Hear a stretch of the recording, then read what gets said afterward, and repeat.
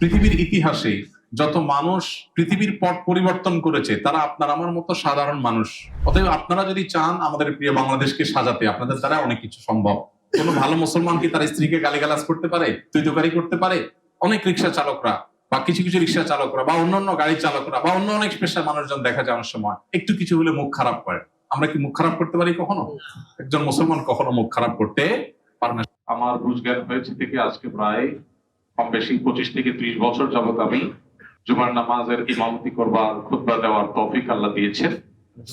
এর মধ্যে আমার জীবনে প্রথম আমার প্রিয় রিক্সা চালক ভাইদেরকে নিয়ে কোন একটা বিশেষ জুমার আয়োজনে আমি খুতবা আজকে দিচ্ছি ইনশাআল্লাহ।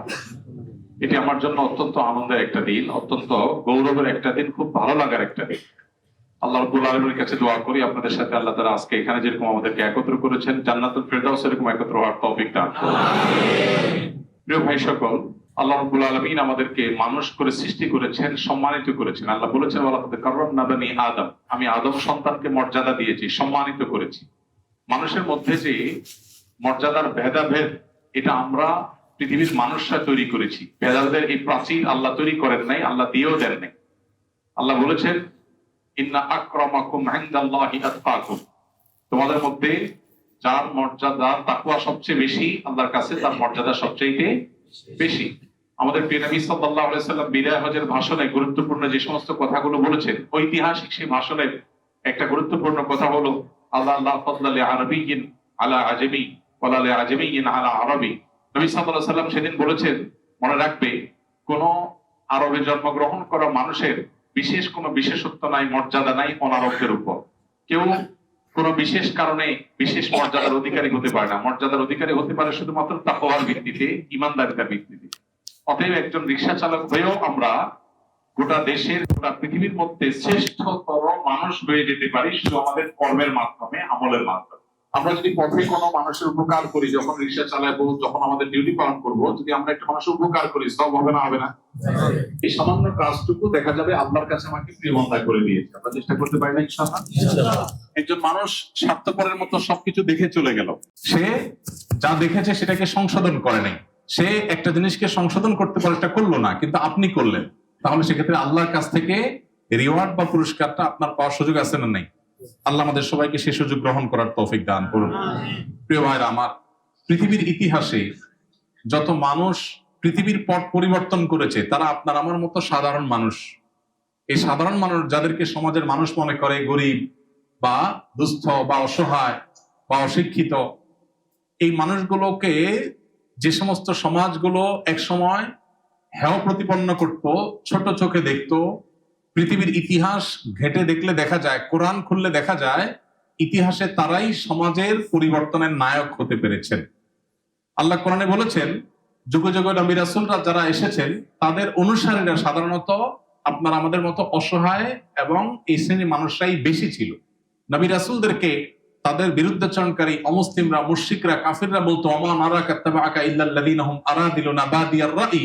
তারা বলতো যে আপনি নবী বা রাসূল হয়েছেন, আপনার কথা যারা শুনে এরা তো দেখি গরিব, দুঃখী, অসহায়, সাধারণ মানুষজন। শিক্ষিত এলিট শ্রেণীতে আপনার কথা এত বেশি শুনে না, শুনে অল্প। আমাদের নবীজি সাল্লাল্লাহু আলাইহি সাল্লাম যখন দ্বীন প্রচার করেছেন, তখন সমাজের বিত্তবানদের চাইতে অভাবী, দুস্থ, অসহায় বা যাদেরকে গরিব মা তুচ্ছ মনে করা হতো, তারা বরং বেশি ইসলাম গ্রহণ করেছে। তাদের আত্মত্যাগ বেশি হয়েছে, যার ফলে ইসলামের সুফল দুনিয়াতে বেশি পাওয়া গেছে। অতএব আপনারা যদি চান আমাদের প্রিয় বাংলাদেশকে সাজাতে, আপনাদের দ্বারা অনেক কিছু সম্ভব। ঢাকা শহরের সমস্ত রিক্সা চালক ভাইরা যদি বলেন যে সিটি কর্পোরেশন রাস্তাঘাট পরিষ্কার করবে, এটা তাদের দায়িত্ব। আমি একজন মুসলমান হিসেবে, আমার নবীজি বলেছেন ইমানের 70-এর বেশি শাখা আছে। এর ভিতরে একটা হলো ইমাতাতুল আযা আনিত তারিক, রাস্তায় কোনো জিনিস পড়ে থাকলে কারোর কষ্ট হতে পারে, সেটা আমি সরায় ফেলবো। একজন একটা চিপস খেয়ে ঠোঙাটা ফেলে চলে গেছে, আমি যদি তুলে এটাকে জায়গা মতো ফেলি, সব হবে কি হবে না? এটার জন্য কি টাকার দরকার আছে? বিনা টাকাও তো আমি আল্লাহর কাছে সওয়াব কামাইতে পারি। আমরা সবাই যদি এরকম দায়িত্বশীল হয়ে যাই, তাহলে আমাদের সমাজটা সুন্দর হয়ে যাবে ইনশাআল্লাহ। আমাদেরকে সমাজ স্বীকৃতি যদি নাও দেয়, আমাদের আল্লাহ ঠিকই স্বীকৃতি দিবেন ইনশাআল্লাহ। একজন মুসলমান হিসেবে আমাদের নিজের কাজের প্রতি নিজের মর্যাদা বোধ থাকতে হবে, আত্মসম্মান থাকতে হবে। হীনমন্যতা আমাদের মধ্যে কাজ করা চলবে না। আমাদের পিতা আদম আলাইহিস সালাম মানব জাতির প্রথম মানুষ পৃথিবীর, মানব জাতির পিতা আদম আলাইহিসসালাম, যার মাধ্যমে পৃথিবীতে সব মানুষ এসেছেন, আল্লাহ কোরআনে উল্লেখ করেছেন, সে আদম আলাইহিসসালাম পেশাগতভাবে কি ছিলেন? কৃষক ছিলেন। তিনি চাষাবাদের কাজ করতেন। প্রথম মানুষ হয়ে, আল্লাহ নবী হয়ে, প্রথম নবী হয়ে তিনি যদি চাষাবাদের কাজ করেন, তাহলে আমার রিকশা চালানোটা কি কোনো হীনমন্য হওয়ার মতো কোনো কাজ? ঠিক একইভাবে আল্লাহ নবী নূহ আলাইহিসসালাম এবং আল্লাহ নবী জাকারিয়া আলাইহিসসালাম, তারা উভয়ে কাঠমিস্ত্রি ছিলেন। নূহ আলাইহিস সালাম নৌকা তৈরি করেছেন। তাহলে নবী হয়ে যদি কাঠমিস্ত্রি হতে পারেন, তাহলে আমার কাজ কখনো ছোট হতে পারে না। ঠিক একইভাবে আল্লাহ নবী দাউদ আলাইহিসসালাম, তিনি কামারের কাজ করতেন, লোহা জাতীয় জিনিসপত্র তৈরি করতেন। আমাদের নবী করিম সাল্লাল্লাহু আলাইহি সাল্লাম এক সময় ছাগল চড়াতেন টাকার বিনিময়ে। কখনো ব্যবসা করেছেন, সব ব্যবসায়ী হিসেবে প্রতিষ্ঠা পেয়েছেন। আবার কখনো কৃষি কাজ করেছেন, খেজুর গাছ লাগিয়েছেন। তাহলে কাজ কখনো ছোট হয় না। একজন অনেক বড় চেয়ারে বসেছেন, সমাজের মানুষের চোখে বড় চেয়ার, কিন্তু সে সেখানে বসে যদি অসৎ কাজ করে, খারাপ কাজ করে, সে নিকৃষ্ট।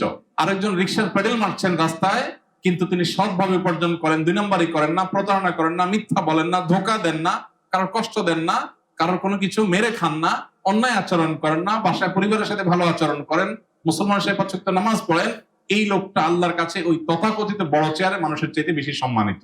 তো আমরা সবাই ইনশাআল্লাহ আমাদের নিজেদের জীবনকে কোরআন এবং হাদিসের আলোকে পরিচালিত করবো তো ইনশাআল্লাহ।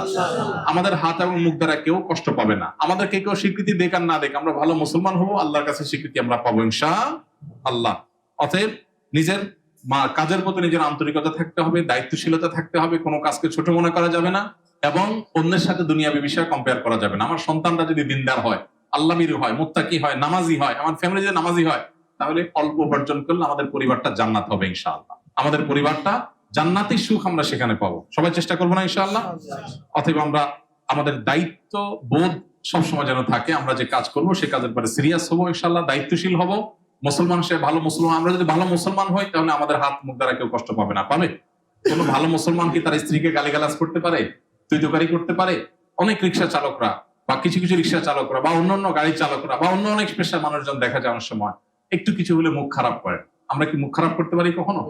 একজন মুসলমান কখনো মুখ খারাপ করতে পারে না। সে ধৈর্য ধারণ করবে, সবর করবে, সবরে আল্লাহ তাআলা জান্নাত দিবেন। নবী সাল্লাল্লাহু আলাইহি ওয়াসাল্লাম বলেছেন, আস-সাবরু জাযাউল জান্নাহ, সবরের বিনিময়, ধৈর্যের বিনিময় জান্নাত। আল্লাহ বলেছেন, ইন্নামা ইউওয়াফাস সাবিরুনা আজরাহুম বিগাইরি হিসাব, যারা ধৈর্য ধারণ করবে তাদের বিনিময় আল্লাহ দিবেন হিসাব ছাড়া। ব্ল্যাঙ্ক চেক বুঝেন? ব্ল্যাঙ্ক চেক, খালি ফাঁকা, মানে অঙ্ক আপনি বসায় নেবেন, আমি সই দিয়ে দিলাম, এটা ছেড়ে বড় কিছু আছে? আর আপনি অঙ্ক যা মনে হয় বসায়, আমি সই দিয়ে দিলাম, ব্ল্যাঙ্ক চেক।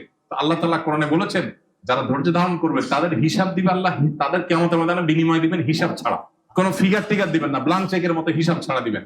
এই জন্য আমরা ধৈর্য ধারণ করবো তো ইনশাআল্লাহ।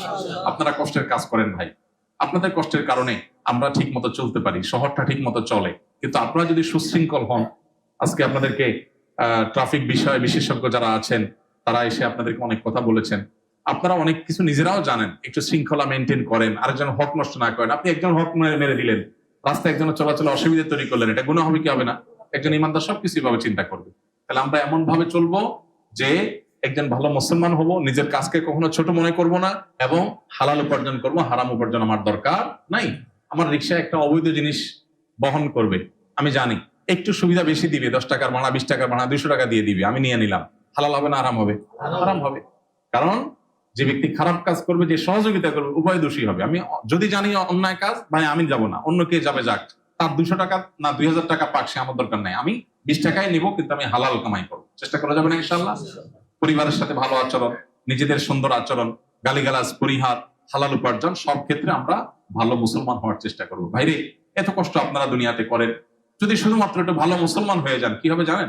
শুধু চোখটা বন্ধ হতে বাকি, জান্নাতে যেতে বাকি নাই, অনন্তকালের সুখ পেয়ে যাবেন। আর যদি এখানে পেডেল মেরে এখানে কষ্ট করেন, অক্লান্ত পরিশ্রম করেন, আবার মুখ খারাপ করেন, নামাজ পড়েন না ঠিক মতো, নিজের আমলটা নষ্ট করেন, তাহলে জাহান্নামে যদি যাওয়া লাগে, তাহলে এটাকে বলে খাসিরা দুনিয়া ওয়াল আখিরাত। দুনিয়াও বরবাদ হলো, আখিরাতও বরবাদ হলো। সেটা কি আমরা কেউ চাই? অতএব আমাদের সেগুলো থেকে বেরিয়ে আসতে হবে। আমি অনেক ভাইদেরকে আজকে লক্ষ্য করেছি, আপনাদের অনেকের হাতে চুড়ি আছে, চুড়ি আমি অনেকের হাতে দেখেছি, কিন্তু এটা কিন্তু জায়েজ নাই মুসলমানের জন্য, পরিষ্কার ভাবে নিষেধ। এটা আমাদের হিন্দু ধর্মের ভাইরা তারা করে, তাদের ধর্মের অনুসারী হিসাবে তারা সুতা বাঁধে, পৈতা বাঁধে, এবং সেখান থেকে চুড়ি, এগুলো তারা করে, কিন্তু মুসলমান এটা করতে পারে না, জায়েজ নাই। কিন্তু আমরা অনেকে হয়তো না জেনে করেছি, এগুলো আমরা খুলে ফেলবো ইনশাআল্লাহ বিদিনিল্লাহ। ঠিক আছে না? আমাদের, আপনারা যেভাবে হক হালালে চলতে পারেন, দেখেন আপনারা অনেক হয়তো ভুল পথে গিয়ে মাদকের পথে চলে গেছে। বেশিরভাগ মানুষ, আপনারা মানুষ খুন করা, বড় বড় কবিরা গুনাহগুলা, বড় বড় অপরাধগুলো, এগুলো আপনারা করেন না। একটু শুধুমাত্র যদি কয়েকটা বিষয় খেয়াল করে চলেন, যে উপার্জনটা আমার হালাল হবে, মুখটা আমি খারাপ করব না, কারণ হক আমি নষ্ট করবো না, 5 ওয়াক্ত নামাজ পড়বো, এই শর্টকাট সিলেবাস যদি আপনি আমল করেন, চেষ্টা করেন, আপনার জান্নাত পৃথিবীর কেউ ঠেকাতে পারবে না ইনশাআল্লাহ। এবং আখিরাতের জান্নাতের আগে দুনিয়াতে আপনার পরিবারকে যদি আপনি দিনদার বানাতে পারেন, বাসায় যায় ভাত পান আর না পান, বউটা নামাজ পড়ছে কিনা যদি খবর নেন, নিজে যদি নামাজটা ঠিক মতো পড়েন, বাচ্চাকে যদি মসজিদে যান, বিশ্বাস করেন ভাই, আপনি 1 মাস এরকম করে দেখেন, আপনার বাসা দেখবেন আপনার কাছে জান্নাতের মতো সুখ মনে হচ্ছে। অল্প কামাই করে নিয়ে যাবেন, কিন্তু শান্তি পাবেন। সবাই চেষ্টা করবেন তো ইনশাআল্লাহ। আল্লাহ আমাদের রিকশা চালক ভাইদের সবাইকে খাঁটি মুসলমান হওয়ার তৌফিক দান করুন, দায়িত্বশীল নাগরিক হওয়ার তৌফিক দান করুন, আমাদের সবাইকে যার যার জায়গা থেকে সচেতন মানুষ হওয়ার তৌফিক দান করুন। আপনাদের সাথে আমাদের এই একত্র হওয়া আমাদের খুব ভালো লাগার একটা ব্যাপার। আমরা ইনশাআল্লাহ বারবার একত্র হব, বারবার একসাথে হব। আমাদের ইনশাআল্লাহ মসজিদ কমপ্লেক্স হয়ে যাবে, তখন আপনারা মসজিদে জুমা পড়তে আসবেন। এখানে কাছে আমি ইনশাআল্লাহ যেমন নামাজ পড়াবো, আবারও বারবার আপনাদের সাথে দেখা হবে। আবারও দোয়া করি আল্লাহ তাআলা আমাদেরকে এখানে যেরকম একত্র করেছেন, হে আরশের মালিক, আপনি আমাদের সবাইকে জান্নাতে এরকম একত্র হওয়ার তৌফিক দান করুন, আমাদেরকে ভালো মুসলমান হওয়ার তৌফিক দান করুন।